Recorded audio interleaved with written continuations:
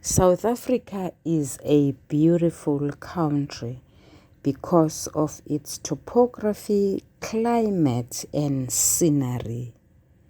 Moreover, it has people from different walks of life. We have academics, we have physicians that are scientists, of course, just like engineers.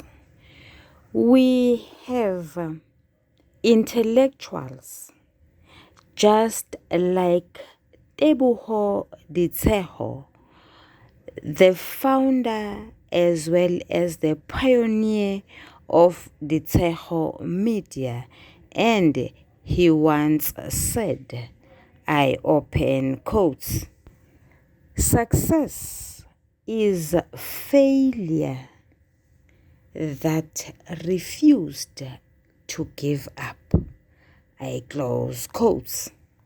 Young as he is, he was saying we should always remember that Rome was not built in one day.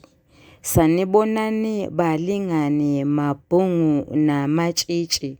Igama lami nguSpooky N isiZulu.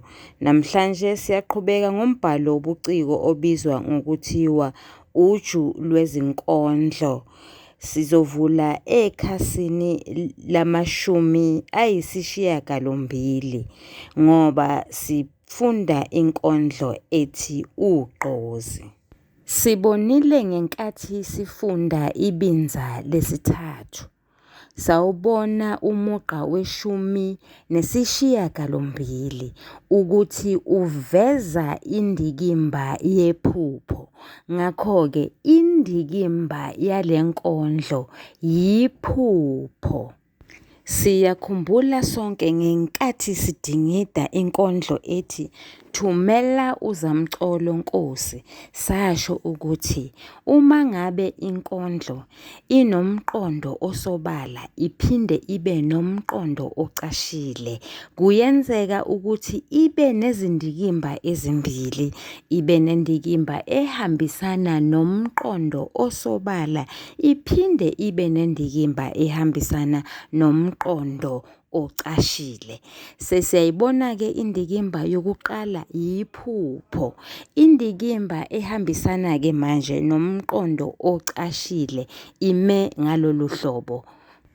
Ingubuzwe ngoba imbongi iyaziqhayisa ngobuzwe bayo. Imbongi ivela kwaZulu, ingumZulu. Ngakho-ke yingakho-ke manje sithi indikimba ehambisana nomqondo ocashile ubuzwe. Uyini umqondo ocashile walenkondlo? Umqondo ocashile walenkondlo yiqabho ngokuba ngumZulu. Imbongi iyajubalala, inkondloze ngosiba, ngoba isinikeziwe amandla okubhala izinkondlo. Mlingane nawe mfundi, ngabomu nje ake ngichaze umqondo ocashile webinza lokuqala. Ngizolifunda, lifundeka ngalolu hlobo. Emasangweni akwaDukuza, emzini omkhulu kaNdaba, ngemuthangweni ngakhuleka laze layoshona. Kwaqhamuka insila yenkosi. Umqondo ocashile waleli binza singawuchaza ngalolu hlobo. Imbongi iyazigqaja ngobuzwe bayo nemvelaphi yayo. Yingakho ikhethelela gama elithi akwaDukuza emgqeni wokuqala, ukukhombisa ubudlelwano bayo kanye nenkosi uShaka. Ubudlelwano phakathi kweNgonyama uShaka neMbongi bubodwa nje, obokuthi bobabili bangamaZulu bazalwa noma bazalelwa kwaZulu. Emgqeni wesibili imbongi isebenzise yakhetha lela gama elithi omkhulu. Uma sifunda lo mugqa ufundeka ngalolu hlobo emzini omkhulu kaNdaba. Leli gama elithi omkhulu liyisiphawulo. Isiphawulo sichaza ukuthi into injani uma uyibheka ngamehlo.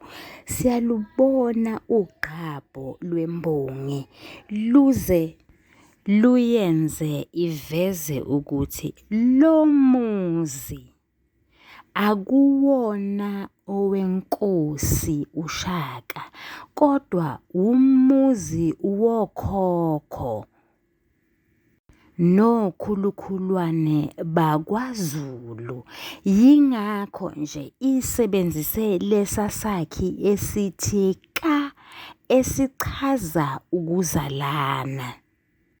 Emgqeni wesithathu imbongi iyasivezela ukuthi isigodlo lesi sibiywe ngothango.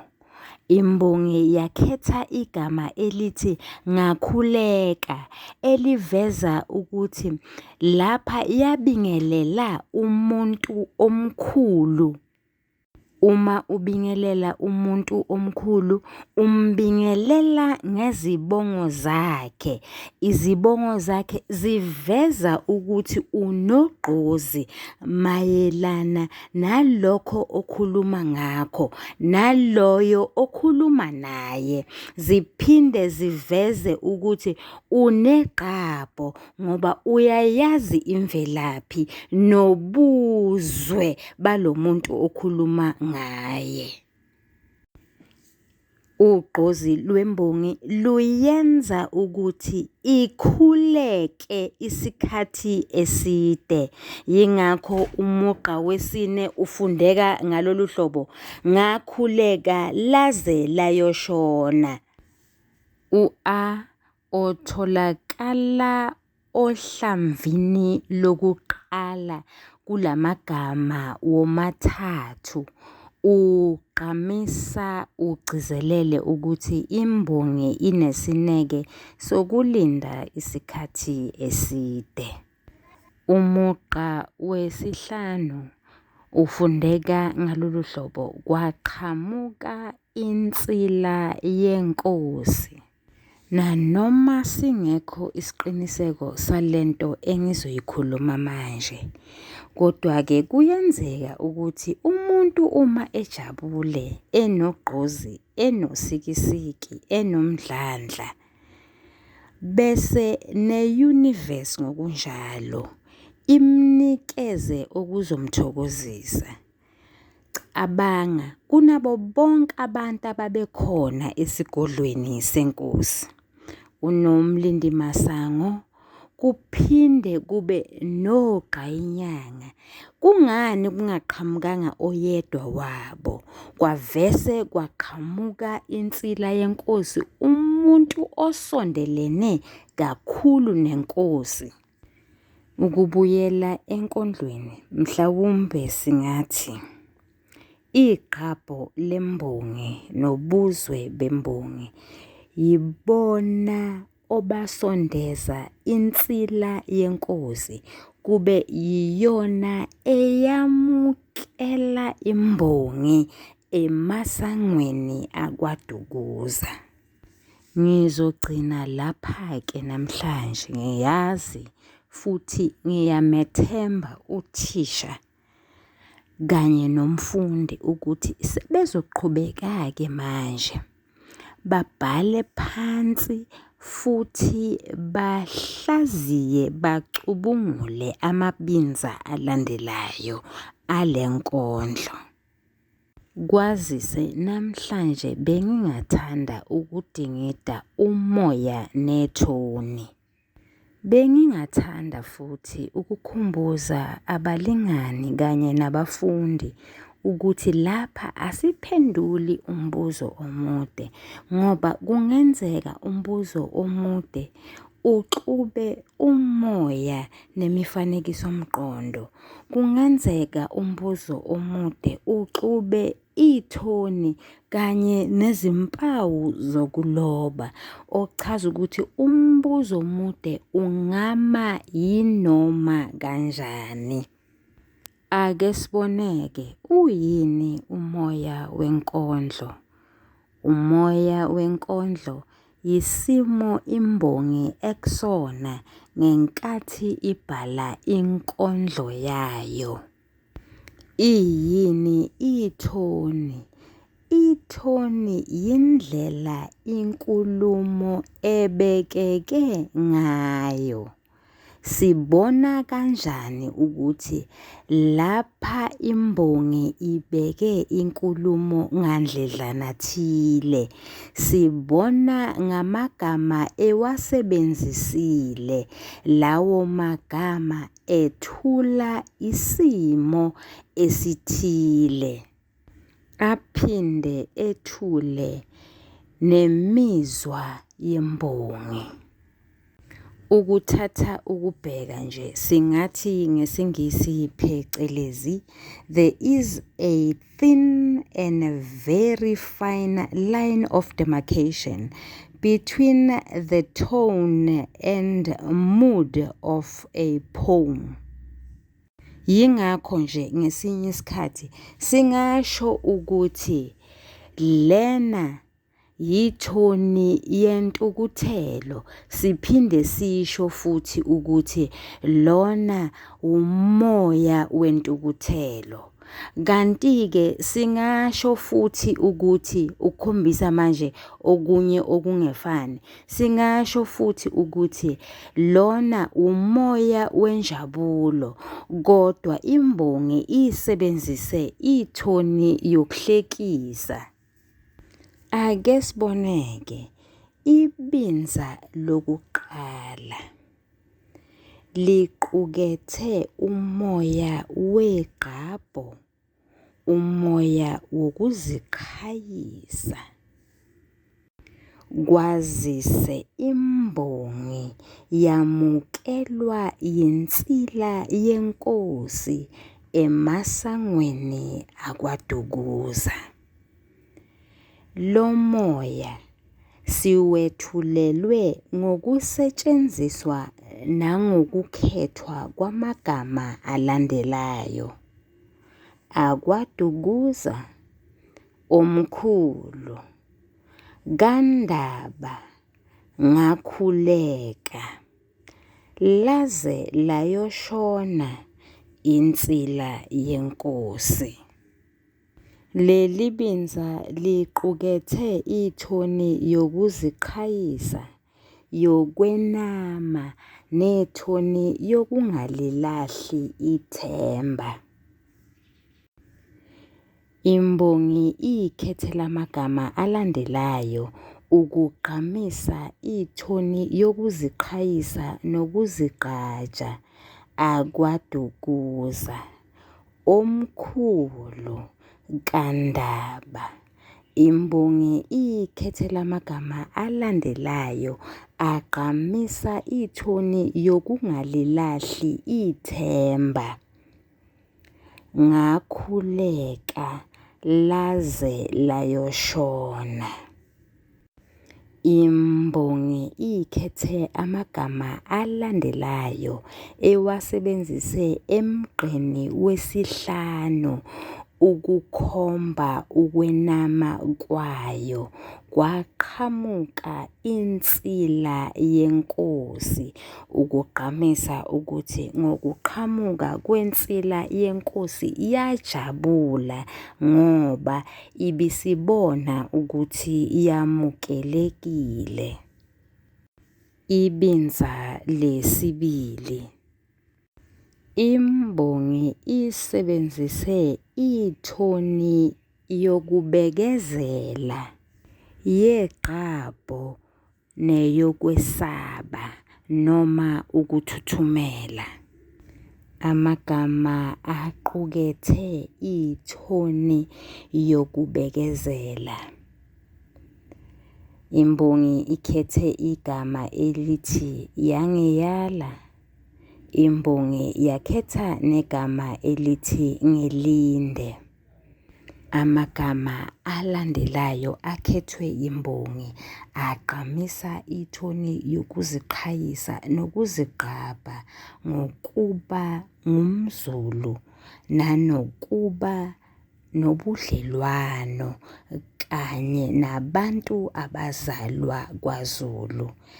Lawo magama athi uMkabayi emuhle. Amagama alandelayo agqamisa ithoni yokuthuthumela ushaywe uvalo. Lawo magama atholakala emgqeni weshumi athi wangithatha phansi wangiphosa phezulu, ukugqamisa ukuthi uMkabayi ubenolaka kwazise wayibheka kabi imbongi.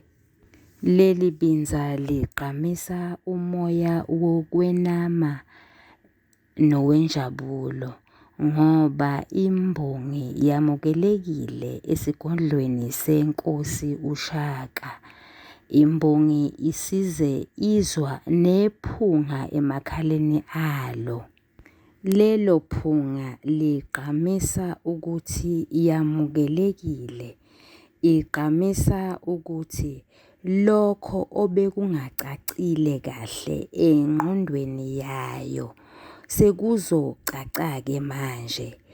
Lelo phunga ligqamisa ukuthi imbongi ibilindele ukuthi zikhona izinto engazazi ezofike izifunde lapha esigodlweni senkosi. Yingakho nje ithi ingqondo yayo ibifiphele, kodwa-ke manje isizokhanya ngoba izophuma la esigodlweni ingaseyena lo muntu engene inguye. Ibinza lesithathu ligqamisa ithoni yokuzithoba nethoni yendelelo. Imbongi ikhethe amagama alandelayo ukugqamisa ithoni yokuzithoba. Ngangena ngishwabene ulimi. Lawo magama atholakala emgqeni we-12. Phela akulula ukungena endaweni yomuntu omkhulu njengeNgonyama uShaka. Nawa-ke amagama agqamisa ithoni yendelelo atholakala emgqeni we-14 nomugqa we-15 afundeka ngalolu hlobo. Angikwazanga ukubonga njengobabamkhulu. Lokhu sekuyamangaza-ke manje ukuthi ingathi imbongi ime isikhathi eside kangaka, ikhuleka emasangweni akwaDukuza. Ithi ingavulelwa ilanga seliyozilahla kunina ibisikhohlwa nje ukuthi ibonge. Kuleli binza sibona umoya wokuzisola, siphinde sibone umoya wenjabulo. Umoya wenjabulo ugqanyiswa amagama athi kanti sengintshontsha amandla ezimbongi atholakala emgqeni wama-25. Umoya wokuzisola nokulahlekelwa yithemba utholakala kusukela emgqeni wama-21 kuya emgqeni wama-24. Kungani manje sibona umoya wokuzisola? Sibona lowo moya ngoba imbongi isijezisiwe. Imbongi isithi ulimi lwagcwala umlomo, okuchaza ukuthi imbongi yephucwe okuthile, yephucwe ikhono lokukhuluma, okungenzeka ukuthi njengoba phela yona iyimbongi, uma yephucwe ikhono lokukhuluma kusho ukuthi yephucwe ikhono lokunkondloza nokuhaya izinkondlo. Uyabona yini mfundi ukuthi laphayana emgqeni wama-21 ukuya emgqeni wama-22 kufundeka ngalolu hlobo. Ngawabuka amasango, ngawabona evaliwe nodukuze sefile.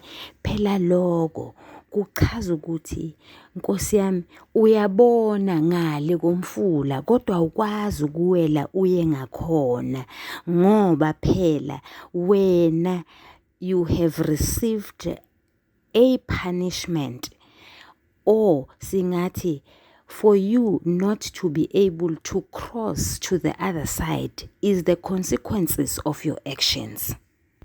Imbongi lapha uma ithi amasango avaliwe iveza ukuthi yona ayisanayo imvume yokuthi ikwazi ukungena ngaphakathi. Ibinza lesihlanu sithola ithoni yempoqo. Le thoni iqanyiswa osocashunwa noma iqanyiswa izimpawu zokuloba. Ezokuqala osocashunwa, ezesibili umbabazi. Imbongi iphoqwa umkabayi, ngisho phakathi kwamabili kwesikabhadakazi, ukuba mayivuke ibhale, isebenzise usiba, isebenzise indaba yemikhonto, ibhale izinkondlo. Imbongi isebenzise igama elithi umthwalo, okukhombisa ukuthi umsebenzi onikwe wona uyagunyazwa nakanjani ngoba wethweswe lowo mthwalo, noma unikezwe lowo msebenzi, noma unikezwe lelo gunya lokuthi uvuke ubhale izinkondlo. Singaphinda futhi sithi imbongi isebenzise ithoni yokushabasheka. Phela inganesinqi kanjani uma isinikeziwe umyalelo wokuba mayibhale izinkondlo? Ingalala kanjani? Ingaphumula kanjani? Ngoba umthwalo inikeziwe, ngoba umsebenzi isiwethwesiwe. Imbongi isebenzise umoya wenjabulo nowokwamukela lokho ophiwe kona. Yingakho nje imbongi isebenzise yakhetha lamagama athi kangikwazi ukuthula. Ungakwazi kanjani ukuthula uma ngabe unentshisekelo, uma ngabe unosikisiki, uma ngabe unogqozi nofuqufuqu lokwenza into ethile? Kuyacaca igunyaziwe ukuthi mayivuke ibhale, ngakho-ke izovuka isebenzise usiba. Angibonge, uyathandwa. Ungakhohlwa ukusubscribe amashaneli mathathu. Eyokuqala, The Curriculum Breakdown, Grade 10 to 12. Eyesibili, isiZulu Fal, The Chat Room. Eyesithathu, isiZulu Grade 12 Intervention.